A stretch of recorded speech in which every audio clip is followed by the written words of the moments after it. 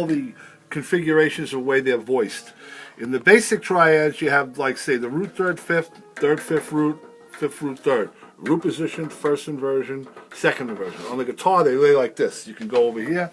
You got this one, to this, to this, to this. Or you can do it up the neck. Those are just triads, right? Up and down? These are triads, right. And then you got, you can start at the first inversion, go to root, or second to root. See, you can do, so it's really like this. Then here, then here. Now the next thing what they do in classical music is they open the triad up into root position, and then they go to first open voicing, where they take the third, because you want to maintain root position, and they move the third one octave higher. And that would be root position, first open voicing. Then you can replace this, not replace it mean to get rid of it, but you can move the notes around and still keep the exact same chord. You take this E and place it here, and now it's this. If you listen, there's no difference. So this is root, fifth, third, root, fifth, third. But structurally playing on the guitar, it's one skip, two notes, two skip, one note. So sometimes you get certain ones that the one skip two is more difficult to play than the two skip one, but it's the same thing. So every one of those would have it. In the next inversion, you have this.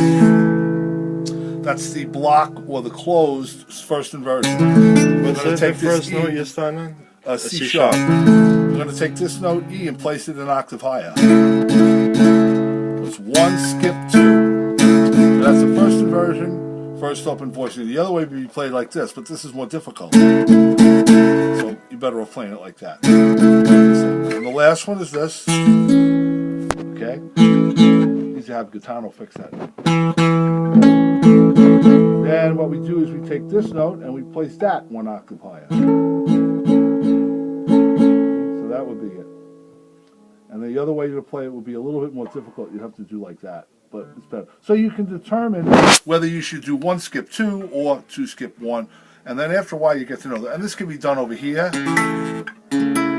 See? That's that one. Over here you got like this. You're going to take this and put it an octave higher. And these are like, you see a lot in the classical. And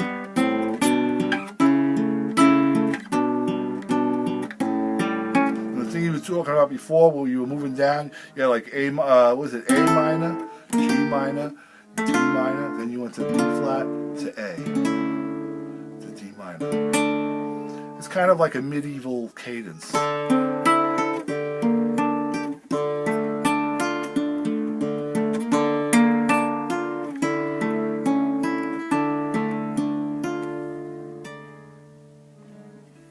And where would you put the open voice in there?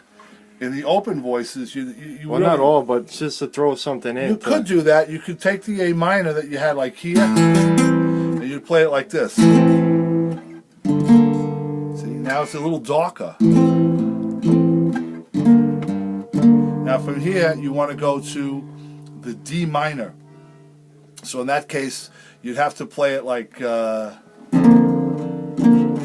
this would be a tough one to grab. I play it like this.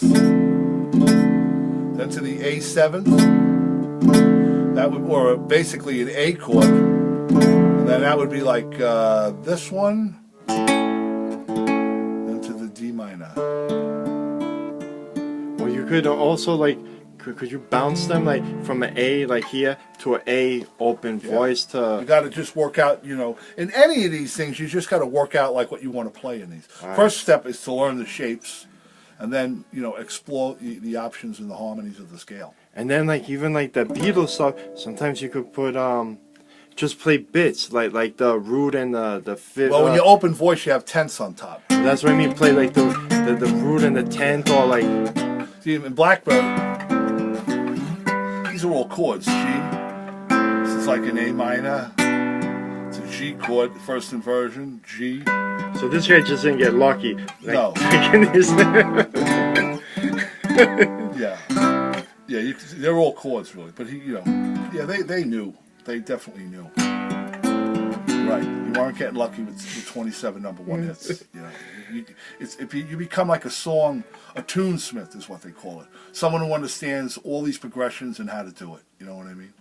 And as we were talking about before, if you play the D minor, then you go to C, and then you go to G, back to C, or D minor rather.